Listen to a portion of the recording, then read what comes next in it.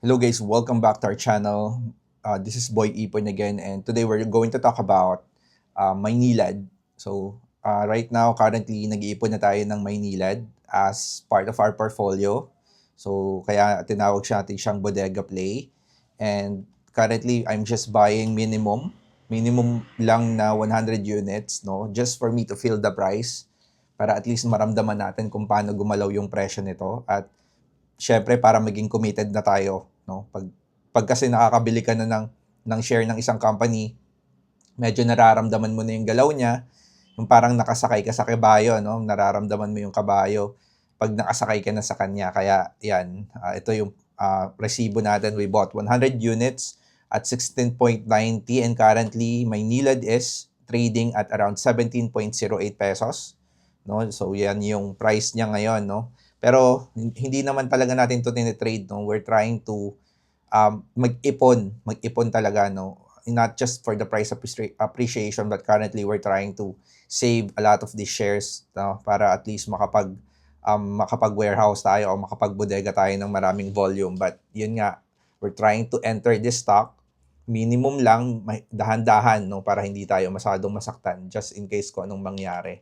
So, there are no dividends yet because this stock, nag-IPO lang siya o nag-initial public offering lang siya sa Philippine Stock Exchange nung November. So, wala pa tayong data kung gaano siya karami magbigay ng dividends. Pero, this stock is a potential dividend play, no, ayon na rin sa mga analyst. So, yan yung wala pa tayong data, hindi ko kayo mapapakitaan yan. And this is the chart, no? Ito yung chart. Nag-open siya nung November sa presyong 15, around 15 pesos. Pero yun nga, nag-increase na yung price niya sa 17 pesos, 17.28. Around sa 17-ish na siya ngayon. So, mamaya papakita ko sa inyo yung ano ba yung point of view natin, bakit natin binili to at kung ano yung maganda sa kanya fundamentally, no? Hindi lang sa presyo niya, no? Fundamentally yung compare sa market. So currently, may nilad na at ay meron siyang price to earning ratio, yung presyo niya versus sa earnings niya nung hindi pa siya nasa public, no, hindi pa siya nila-launch sa stock exchange. Kasi syempre meron na silang data, no.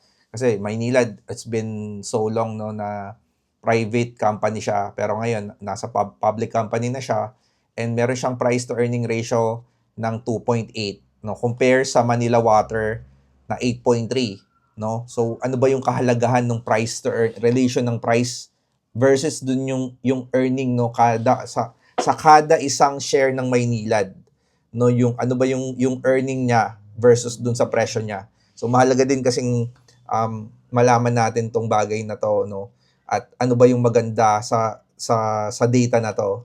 So typically daw yung industry average kapag may PE ratio, no, price to earning ratio na around 20 to 25, anything below that would be considered a good price. Okay? Yung typical sa industry 20 to 25 yung bilang, no. Pero pag below 20 to 25, below that would be a considered a good price to earning ratio. Whereas anything, no, above that would be a worse PE ratio. So kung mapapansin nyo, balik tayo dito, si Manila Water, yung kakompetensya niya, no, 8.3, no? Maganda pa rin siya kung titignan mo, no, na discounted pa rin siya kung titignan mo. Pero nga, si Maynilad, kakaiba yung galaw niya kasi 2.8 pa lang siya. So, anong ibig sabihin nun? Ibig sabihin nun, mababa yung price earning ratio niya, ibig sabihin, discounted pa yung price niya. So, ibig sabihin, mababa pa versus dun sa performance na ibinibigay niya, yung price earning ratio niya, mababa. So, yan, no? And fundamental outlook with a PE ratio of 2.84, Maynilad is substantially undervalued, no? Mababa pa yung presyo compared to industry peers, implying a potential investment opportunity, no?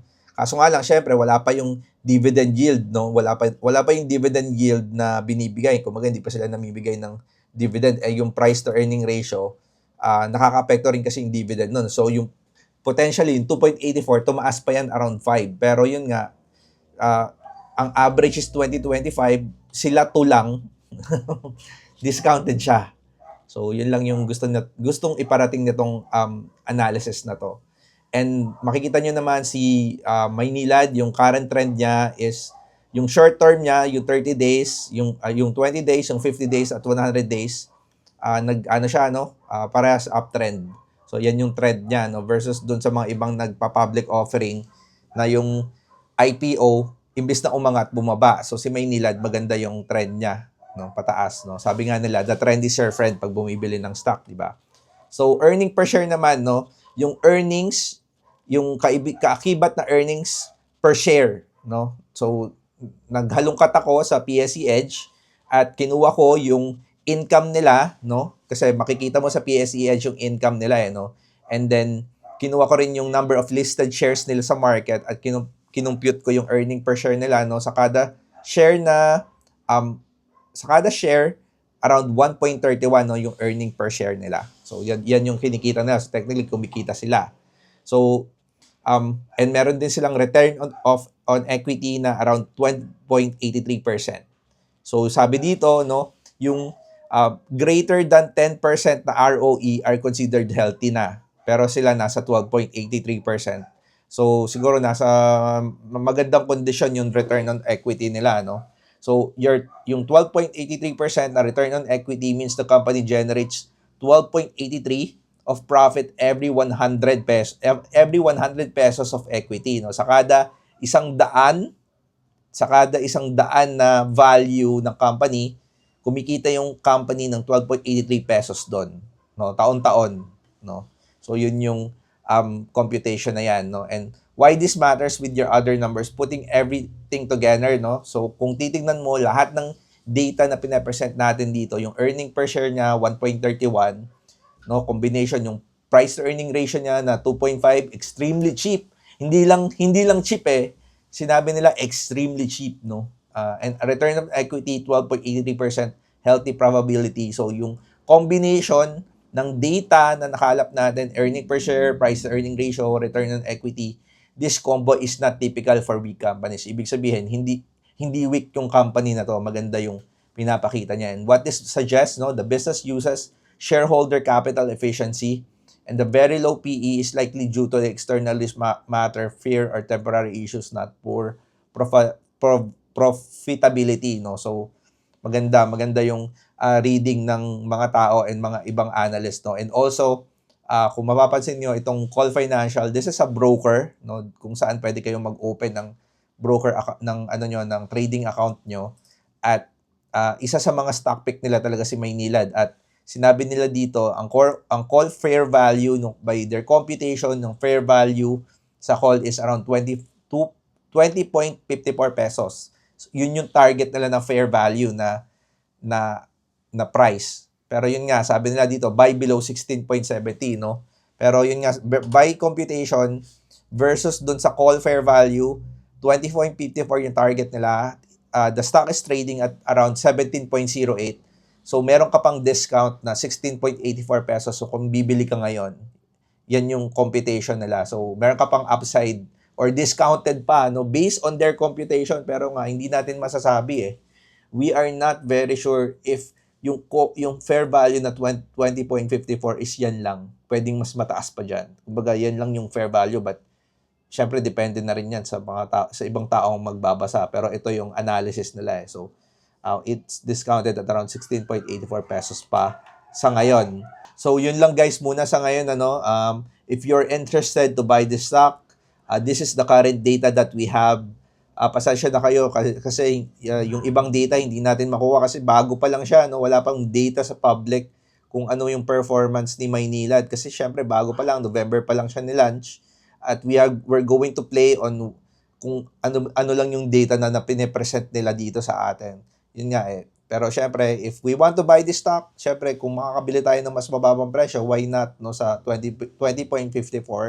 At sa akin lang, siguro in the opening bukas, bibili ulit ako ng around 100 shares, no. But still keeping my emotions in check, hindi ako bibili ng masyadong marami, no. Dahan-dahan akong papasok sa stock na to because I believe this stock could be playing a dividend play. No, dividends talaga yung makukuha natin dito, no. At kapag nagbigay na to ng dividends ng maganda-ganda, no, kapag nag-start sila magbigay ng dividends, guys, syempre yung price niyan may potential na na umakyat pa talaga kasi syempre yung ibang tao skeptical pa ngayon kasi hindi nila sigurado kung magbibigay ito ng dividends or not. Pero syempre kung makakabili tayo ngayon at lumabas na magbibigay sila ng dividends, magi-increase yung value na to potentially. So, yun lang yung reading natin, no? Siyempre, kanya-kanya pa rin reading yan, no? Hindi ko sinasuggest na bilhin nyo to, pero ako, bibili ako. Bahala na lang kayo, ako mag-iipon. So, yun lang guys. Don't forget to like this video and subscribe to our channel. And ipon lang. Yun lang. Ipon lang tayo.